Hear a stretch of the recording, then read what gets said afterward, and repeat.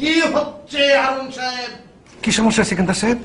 খামোশ খামোশ হারুন সাহেব, আপনি আবার বলছেন সমস্যা। সমস্যার কথা বলছেন কেন আপনি? আমি তো কিছু বুঝতে পারছি না। কেন আপনি কেন বুঝবেন না? হ্যাঁ, অফিস না এটা? অফিসটারে আপনি বেডরুম বানিয়ে ফেলেছেন আপনি, আবার বলেন বুঝেন না? না মানে ওই হয়েছে কি? কি হয়েছে আমি জানি তো। এখন তো আপনি বলবেন আমি সারা রাত ঘুমাতে পারিনি, না? না মানে এই কোনো মানে নাই, কোনো মানে নাই। সিকান্দার বক্স কোনো মানে শুনতো না। জীবনে অনেক ঘুম বিসর্জন দিয়ে ফেলেছি, পেলে এই অবস্থানে এসেছি, আর আপনি আমাকে মানে শোনাচ্ছেন।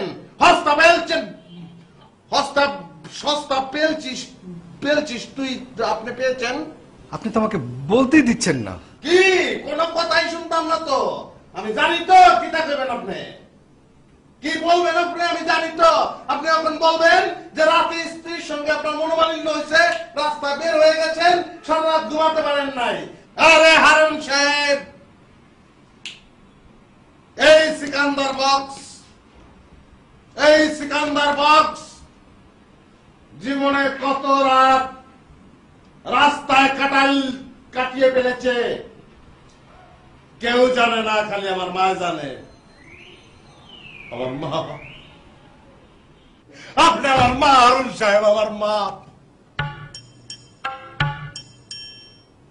হারুন সাহেব, আমার মা আমার জন্য অনেক কষ্ট করে খাবার জোগাড় করেছে, আমাকে মাস্টার্স পাস করিয়েছে। আর আজকে আপনি না হারুন সাহেব, না এত হস্তা না, সস্তা না এত। আপনি যত চেষ্টা করেন আমার মন আপনি গোলাতে পারবেন না। তোরে কুট্টাল ভাব, তুই কি মনে করছস? তুই চিনস আমারে? বাইরে নি তো চাটিটি খুললাম, তুই কি মনে করছস? বাইরে মাথা দুই বন্ধ করে আলাম, কুট্টাল ভাব তোরে, ডুমাই আলবাম তোরে, তুই কি মনে করছস?